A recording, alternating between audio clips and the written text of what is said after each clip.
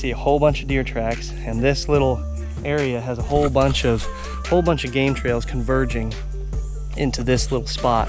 Till eventually, I'll be putting bass in it, and this is just a cool spot. Ow! Thorns. Oh dear. That's a pig. Fortunately, this lose combo would have been attack number one. It'd have been a cha! It'd have been a cha! The GPS every time. Ooh, looky here. Look at this. I like to see me some of that. That's what I like to see. I've got some deer on my property.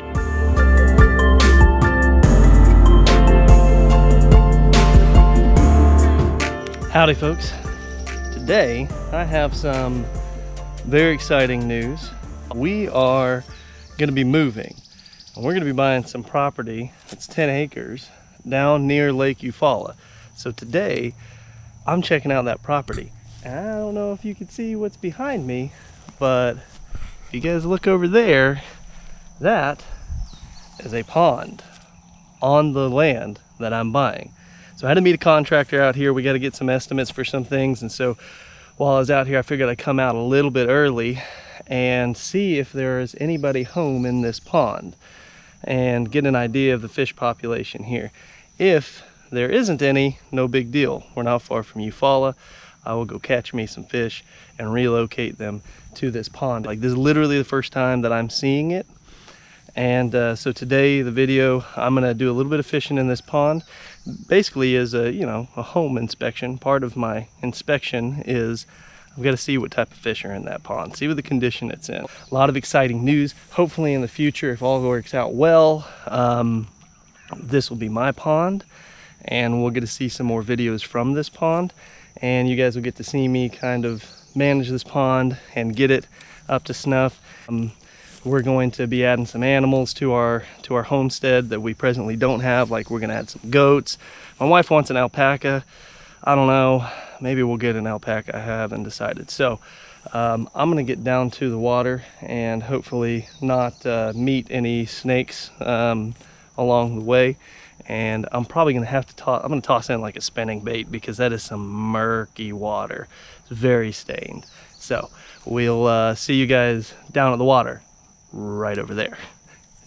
It'll be down at my water. That's kind of cool. All right. Okay, first impressions of this pond. I see a ton of game trails through here, which is cool, because a lot of this back part of the property is going to be used for hunting. I did, however, see some coyote some coyote tracks and some coyote scat. So that means that we might have some predators that we'll need to control, but I'm going to get up to the shore here and see what my potentially new pond looks like. I'm gonna keep a real close eye down here by the bank and the weeds, because I don't want to get bit by a snake. I'll throw a line in the water. See what's home. Knock knock. This property has been unoccupied for over 4 years, so there may be nobody home in this pond. It may have never honestly been managed at all. There may have never been fishing here, and I'm not seeing any activity on the water. I don't even know how deep it is. Oh, well, something nibbled, so something's home. It's probably a little guy though. Oh, I'm starting to see some activity in the water. So I saw a turtle out there. See a turtle way out there. So I've at least got turtles in my pond. Again, not my pond just yet, but I mean, we haven't closed yet. I'm just out here doing pre-purchase type inspections and stuff, getting estimates from contractors for some of the repair. But this pond is about the perfect size. I might find some use for my old boat, which is a 11-foot John boat that I was thinking, I really was starting to think that I was never going to use it again. But it'd be a perfect boat. Take the outboard off of it. We won't need that here. Leave it out here at the pond. So I've got myself a little pond fishing boat. I'm gonna have to do a lot of research on pond maintenance and figure out like what I need to do to get this pond up to snuff. Like I said, I got a nibble, but that could have been a turtle. My wife has caught a turtle, had a turtle bite on a jig just like this one. There may be catfish in there, I don't know. But right now we're doing a bass check today. We're gonna check for them bass. And then I like to know what type of fish I've got in here, so I know what fish to bring into here. We'll go fishing in the lake, go catch ourselves some bluegills, some bass, put some bass in here and some bluegills and see how they do. Pond this size should be able to support about 50 decent size bass and, you know, probably several hundred bluegill. I've measured it out using the mapping tools, and it's about just shy of half an acre surface area. So pretty reasonable size. But again, also I have no idea the depth of it. That's another reason why before I start really stocking this thing, I'm probably gonna put the Little John boat out here, go out in the middle and start getting some depth information on the lake, or the pond rather, and figure out like how deep is it all the way across, because like this could have like a real steep drop off a few feet off from the shore, but what I can see from here, it's relatively shallow up near the shore. I don't know how deep it gets down in there. I can hear frogs, so that's good. That's real good, because that means that we can have a steady supply of frog legs. Them's are tasty. So I really like the way that the trees are set up around this pond. It kind of makes it not so very accessible on the shore for bank fishing, but that's not a big deal. We've got a little spot here. I can brush hog this and clear it out a little bit where I'm standing. And but we've got a few willow trees that kind of overhang it, which is always nice, because you know, willow trees, you typically have bugs falling off of them, and those will feed the bluegill, and the bluegill will feed the bass. Again, even if we don't have any in here, I'll make some be in here, and we'll have ourselves a lovely little pond. I got a little bit of water on the lens there, sorry guys.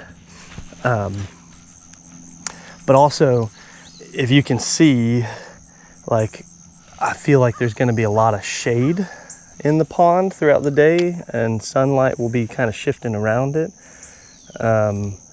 So we'll have shaded areas to work. We can have the John boat just sitting right here on the shore, just slide it on in and go work up along the banks into the shaded areas underneath that, like that willow over there and this one over here. Again, no idea of the depth of this, so that could, I mean, if this thing is only like 8 inches deep all the way across, then we're not talking about having a real sizable pond to work with. But I have a feeling it's probably deeper.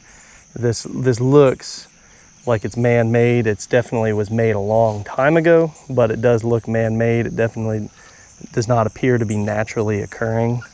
So because of that, I venture to guess that someone didn't just, you know, make a man-made pond that's only 8 inches deep all the way across. It's probably at least a few feet deep. I'm really hoping it's at least 6 to 8 feet deep in the deeper parts. That would be nice.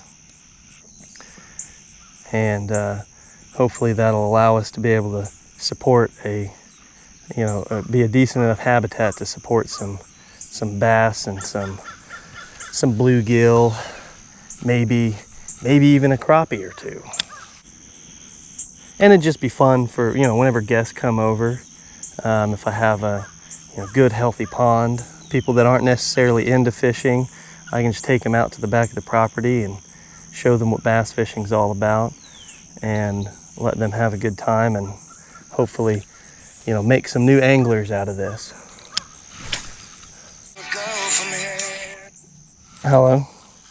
Hey, I was checking to see if there's service at the pond so I can get a hold of you so I can see when you're back there. Yep, there is. It's a big pond, but and I got a little nibble, but I'm thinking if there's anything in here, it's just small.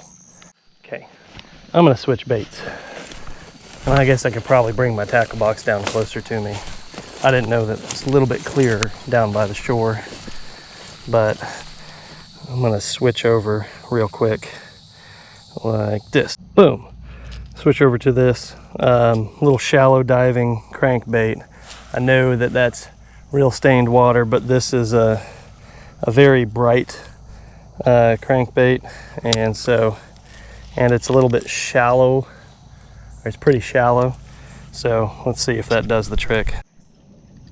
So I've seen some real little bait fish, like either, couldn't tell because they were kind of moved quick and it's dirty water, if they were like maybe tadpoles or maybe little minnows. But I also saw across the pond, I saw some fish jumping at the top of the water, and they were little fish, but they were fish nonetheless. And I couldn't tell what they were because they're so far away, but they're either like pretty good sized bluegill or really small bass. All right, I'm gonna do some more exploring around this pond. No luck, no such luck. There may not be a very healthy fish population in there. Like I said, this property, it's a foreclosure and it's been unoccupied for at least 4 years, and who knows how much longer before that this pond has been, even closely maintained. So I have not seen most of this land so far.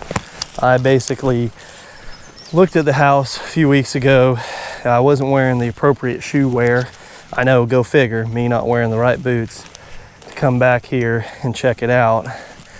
And so now here I am checking it out, but I came basically straight to the pond today, and I may see if there's some access to the shore on the other side a little bit, because that's where I saw some fish jumping, and see if because I can't quite cast all the way across the pond, and I think that would help me out a little bit. But I'm checking out all this area. I see like these clearings and stuff, and I'm thinking, man, deer blinds, all the likes of that. We got plenty enough room to expand if the planned area for a pasture up closer to the house, if we outgrow that with our like little goat herd, if we decide to up our game and have even more goats, we can always move them a little bit back further out here.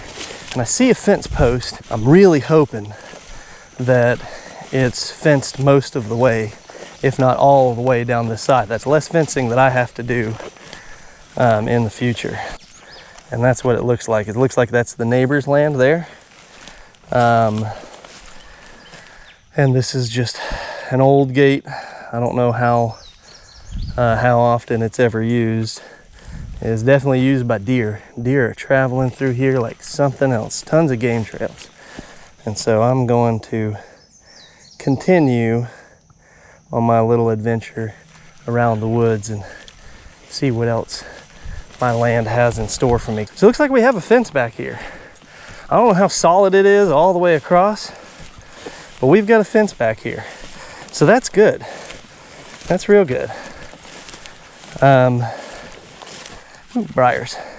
I mean, it's definitely not goat proof, but we have a fence. And one of the things that I like about the fact that there's a fence line in the first place is that if it's at least been moderately maintained over the years, that means that I won't have to I won't have to cut out a whole bunch of trees just to get some fencing back here. So that means I've already got posts. I can throw some hog panels up if I wanted to have some animals back here, but also this means that I do have a defined fence line, which helps so I don't have to pull out a GPS every time. Ooh, looky here. This is what I like to see. I like to see me some of that. That's what I like to see. That means, my friends, I've got some deer on my property. I mean, I guessed it, obviously. It's 10 acres, it's wooded, there's a pond. I've seen some food sources. There's oak trees, so there's, acorns. I haven't seen pecans yet. Oh, actually, I see pecans right now. Those are pecan trees. So I get some pecan trees. right here. That's probably why the deer are coming back down through here. This is a nice little game trail. So I have some natural food source. They're already here, which means I don't have to coax them or convince them to come in here. I just have to pattern them and maybe put a feeder out if I really had to, put a salt lick, set up a blind. I've got ample hunting area back here, which is great. Because I don't know if you folks know this about me. I mean, I might have sort of mentioned it a little bit before, but my family has been on a mission for the past, year and a half or so. We've been working our darndest to stop relying on grocery stores for our meat. And eventually it'll be produce as well. So our goal has been to produce all of the meat for our family. And right now, we do a pretty decent job of producing about 60 to 80% of our own meat right now, just with our little suburban house area. That, I mean, we clearly have way too many animals for our backyard by city ordinance, but we have privacy fence, so what they don't, what the city don't know, don't hurt them. Shh, don't tell anyone. Right now it's about 60-80%, depending upon that grasshopper just attacked me. Depending upon the see this is a bed down spot. Yeah, it's definitely deer were definitely bedding down here. That's how you can tell it's a bed down spot. So we've got, between our rabbits and our ducks, our chickens that we use for eggs only, but our rabbits and our ducks we use for meat, and then I hunt, so that helps supplement that. Add some venison to the freezer, wild pig, and then fishing. So when I'm out here fishing, it's not just a sport to me. I'm not really sport fishing, though I think it's a ton of fun to catch bass, even if you're just releasing them. But when we go out and we fill up that cooler, that to me is not, it's fun, yes, but it's putting food on the table. And it's a more sustainable way than like factory farming and stuff. And I know, I don't want to get political or anything crazy like that. It's just how personally our family likes to do things. Get some nice, clean, natural meat between the animals that we raise, and then the hunting and fishing helps out a lot. So this property is going to open up a world of possibilities for us in that aspect, because now we can add goats to our herd. We can expand our duck operation and our rabbit operation. Really, now we've got enough space to start working on figuring out the produce side of things. Because thing is rabbits and ducks, you can produce a lot of meat in a small amount of area, but it's real hard to produce a year's worth of produce in a little quarter-acre lot on a city lot, especially when half of that quarter-acre lot is taken up by a house, and some of it's your front yard. So it's not impossible. You can do like vertical gardening and stuff, and we've dabbled with some of that. And we grow some of our own produce, but it would be better if we could grow like all of it. And now I've got the space. I could, dedicate an acre to growing produce, and that'll be beautiful. That'll be what our goal is. And I'm hoping to kind of take you folks along on this journey with us, and you'll see us take this kind of abandoned land that has been more or less left untouched and kind of forgotten, because it's been unoccupied for at least 4 years, and take it and turn it into something that we can really use to produce all the food for our family, and maybe then some. That's the idea. And I'd like to also be able to provide a certain amount of food for like my family and my friends, and things like that. So this is just beautiful, gorgeous hunting area that I am going to, and we're going to be closing before hunting season opens, which is really cool, because it'll give me about a month to prepare, about a month and a half to prepare for early archery season. We'll probably film some some hunting videos as well. So I'm on this west side of the pond now, and it is just dense. This is how I can tell it's man-made. This little bump in the earth, it looks like, you know, the earth was moved to create there was already kind of somewhat of a natural depression there, and they basically expanded upon it, moved a bunch of dirt up to make a, you know, little dam. So my guess is, judging by the terrain that I'm presently standing in and knowing that on the other side of this short little hill is the pond is probably 6 feet deep, at least, because I can see the top of the hill where the water level is, and I'm at 6 feet, and I bet the other side mimics this side to a certain degree. So just a good indication that we've got some depth to our pond. If you folks can take a look-see here, this, to the untrained eye, may just look like a bunch of dirt and a few nuts scattered about and whatnot. But to this slightly better than amateur hunter and scouting tracker extraordinaire, this is a buffet, is what this is. So I'm looking around and I see acorns, I see pecans, and I see a whole bunch of deer tracks, and this little area has a whole bunch of game trails converging into this little spot, because we got oak trees, we got pecans, we've got cover, and so the deer are coming through here. And this would be a spot that, you know, I'd set a blind up over yonder, and I'd trim back some of these trees to get me a good shooting lane, and boom, this is the spot where I'm gonna put some meat in the freezer.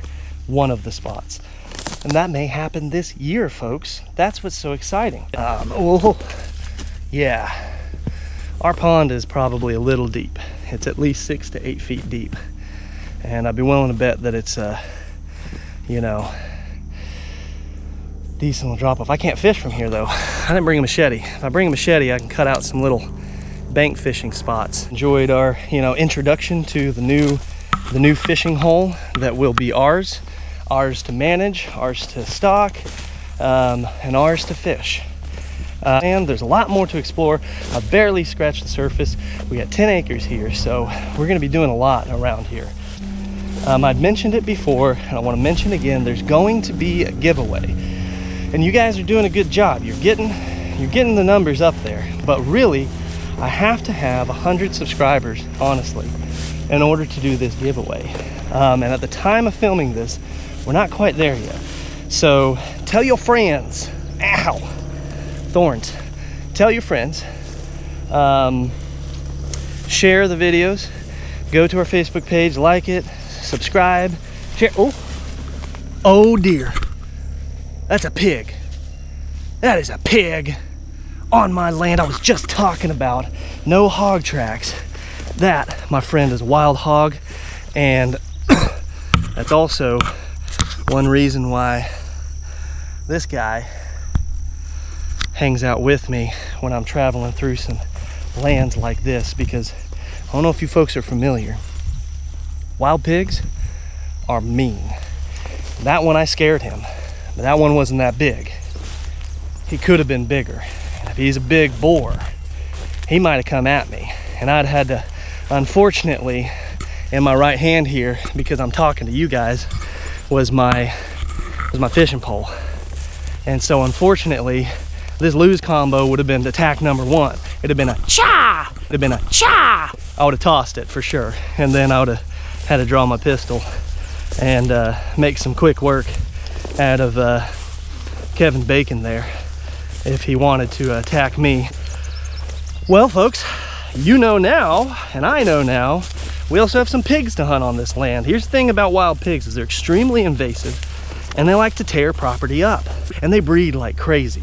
They can have like 3 litters a year, and so, you know, you got to take out a lot. So we may be doing some trapping for the pigs, but we're definitely gonna be doing some hunting for the pigs, and we're going to try and clear them out of this area as best as we can, and on the upside, put some real good high quality pork in that freezer.